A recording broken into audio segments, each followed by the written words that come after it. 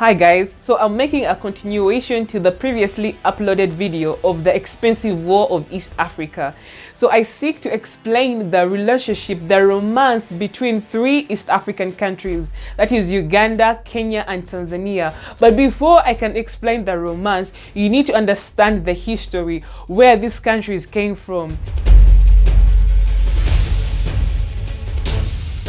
So it's the year 1976 and the president of Uganda, Idi Amin Dada, decides to really piss off his neighbors.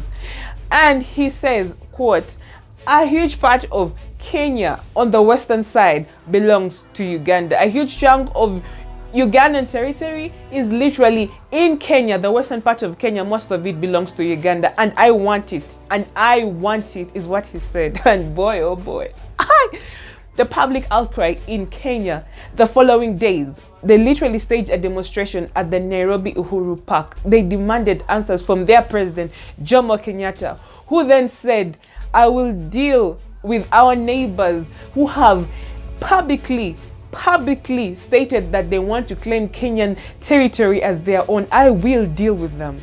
And then what happened next is, boy, what happened next was quite interesting. Listen to this. So the president of Uganda, Idi Amin Dada, says, "Oh, no, guys, Kenya, relax.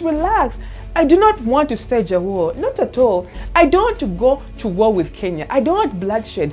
But what I'm going to do is that I'm going to write to the Queen of England demanding an explanation of how this Ugandan land ended up in Kenyan territories. Like, I want an explanation." If you ask me, that's even worse in some sort, you know. Like, by that time, that's when the demarcations were done for the country. So he wanted an explanation of why is Kenya getting that chunk of land. And so at this point, Idi Amin Dada was just being provocative. He was just being a warmonger. And that's the whole thing about Idi Amin. It was his unpredictability that really worried Kenyans because they never knew his next move. However, it is believed he was being incited by the president of Somalia by that time, President Said Barre, who was also claiming the same, that a huge part of Somaliland was in Kenyan territory, the northeastern part of Kenya belonged to Somalia. So you can imagine what Kenya is dealing with. They have Uganda on the west claiming that a huge part of their land is in Kenyan territories, and then they have Somalia saying a huge part of their land is within Kenya. Now, guys, those of you who know the Kenyan map, well, it looks like this. And if you're to look at the Kenyan map in terms of fruits, Kenya is a watermelon. Now, these neighboring countries want to reduce that watermelon to the size of a mango. Like, you can't fathom that, right? So anyway, Somalia was the least of the concern for Kenya because they had that pit covered out. They had the whole bit covered out.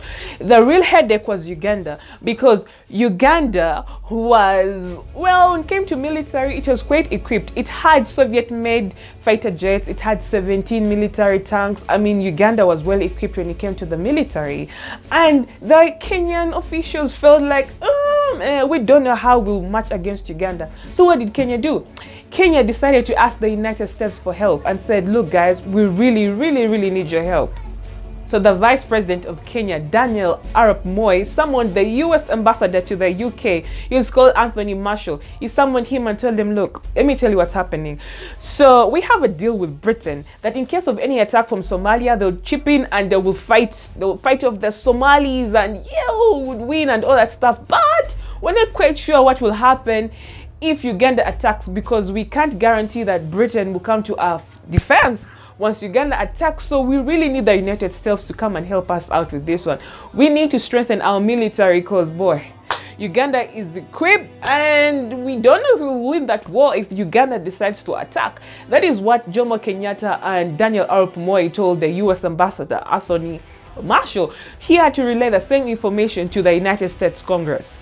So basically, Kenya had to boost up its military strength. So they asked for fighter jets from the United States. Like, we need those fighter jets. We need to do something because a war will erupt anytime in our country. We don't know about Uganda. We don't know about Somalia. They might surprise attack us and we cannot lose. Kenya cannot be devoured by these greedy presidents.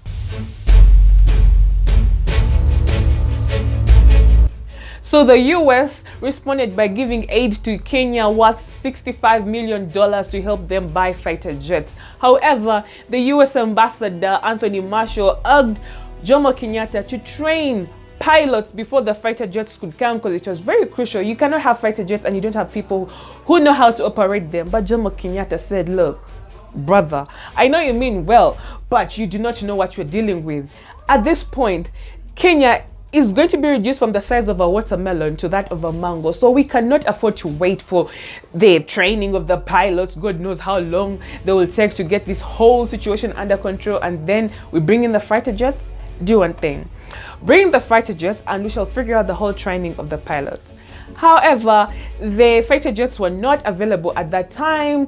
They were not in custody of the US government, so yeah, they could not really provide them at that time. However, what the United States did provide were the military aircrafts that were deployed in Nairobi and military ships that were also deployed in Mombasa, simply to show Idi Amin that Kenya has powerful allies. Like dude, please do not mess with Kenya. We have allies with the Americans, so if you come for us, we're coming for you full force. And of course, Idi Amin had the support of the Libyans, had the support of the Russians, the Palestinians. So yeah, it was going to be a fully fledged war, I'm telling you. And as if that wasn't enough, Jomo Kenyatta at this point really tried his best to try and prevent this war from happening, because he knew probably Kenya would lose, and maybe because he didn't really want to shed blood. So he told the US ambassador Anthony Marshall to raise this issue to the US Congress, that maybe perhaps they can raise it in the UN summits, and that way when Idi Amin gets to know of it, he'll know that, hey brother, Kenya isn't to be messed with. They're even discussing Uganda in the UN. Like, da man, shh. Like, that was the whole reaction that Jomo Kenyatta wanted from Idi Amin, like, to know Kenya has support of the Americans. So calm down, calm your horses, calm down. That's the message that Jomo Kenyatta really hoped would reach Idi Amin Dada. I mean, even the African Union set up a special committee just to ease tensions between Uganda and Kenya. And you know, Jomo Kenyatta, being a peace guy, was like, okay, look, listen, I really don't want to go to war with Uganda. And yeah, we can squash the beef, the tension can all go on some conditions. I mean, there's some terms and conditions to be made, because Amin just literally declared that part of our land, Kenyan land, was now part of Uganda, that it should belong to Uganda, so we can't just let that go easily. We have terms and conditions. And first he said, Uganda has to withdraw its troops from the Kenyan borders. And two, Uganda has to pay $54 million for their oil ships passing through Mombasa all the way to Uganda. For those who know, Uganda is a landlocked country, so it has no access to the sea. They depend on Kenya and Tanzania, its neighbors, for trade. And I don't know why Amin didn't see that. I mean, why would you bite the hand that feeds you? Anywho, so that's what was tabled. Those are the terms and conditions from Jomo Kenyatta. And guess what Idi Amin Dada said? Bro, you must be dreaming, and keep dreaming, because me, Idi Amin Dada, the emperor of Africa, because that is what he used to refer to himself, bow down to you and say what? And pay what? Psh, please. He literally spit in the guy's face and said, it will never happen. Never. This guy was a warmonger, and he was not going to back down for anything. He was coming for Kenyan territories, I'm telling you. So once again, Jomo Kenyatta felt defeated, because at this point he was like, I can't get through to this guy, Idi Amin, like, what's his story? So Jomo Kenyatta once again went to the US and said, guys, I need you guys to do me a solid. I want you to do what they call a fly past during the Jamhuri Day. You know, it's a public holiday in Kenya. And the fly past, to those people who don't know, is like a display of military jets just flying all over. So he said that's what he wanted during the Jamhuri Day. He hoped to send a message to Idi Amin Dada that indeed Kenya is not bluffing. Kenya has powerful allies, and should they go to war, Kenya will devour Uganda and will claim a big chunk of Ugandan territory as part of Kenya. So the US responded by saying, no worries, Jomo, we got you. So during the Jamhuri Day in 1976, the fighter jets flew all around Nairobi for a couple of hours. It was massive. It was massive. And finally, ladies and gentlemen, Idi Amin Dada was like, oh, okay, I see you, Kenya. I see you, Jomo Kenyatta. I see you, Arab Moi. So yeah, he was like, okay, guys, I mean, come on. Like, really, he didn't have to show off like that. Idi Amin wrote a letter to the African Union after that whole display of fighter jets that happened in Kenya. He wrote a letter to the African Union saying, oh, guys, I think there's been a misunderstanding. I mean, Uganda wanting to invade Kenya? Come on, I mean, that's so far-fetched. Really? Uganda, me? Psh, guy, I'm a peace guy. Who would want to do that? I mean, I'm withdrawing all claims of wanting to invade Kenya. If there were any claims at all, we're good. And for the troops on the borders, nah, we're just doing some, patrol, border patrol and stuff like that. So, like, guys, chill. And yeah, then the troops, of course, were just removed from the borders and all was good. But what's the moral of this story, guys?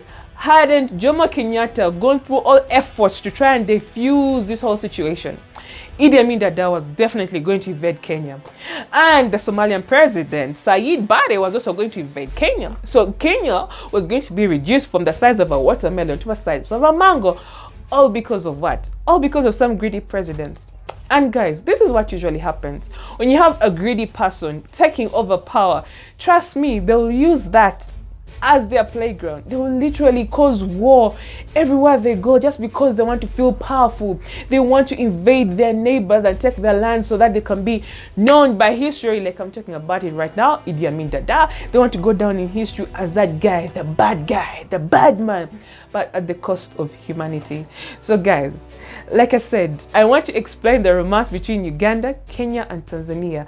And to do that, I needed to tell you its history. And for those who haven't watched the previous video, please do so because it's quite interesting before I can tell you about the beautiful romance and, of course, complications that still exist between these three East African countries. And do me a favor, subscribe to this channel so that you can be updated whenever videos like this are uploaded to the channel. And I'll see you next time. Bye.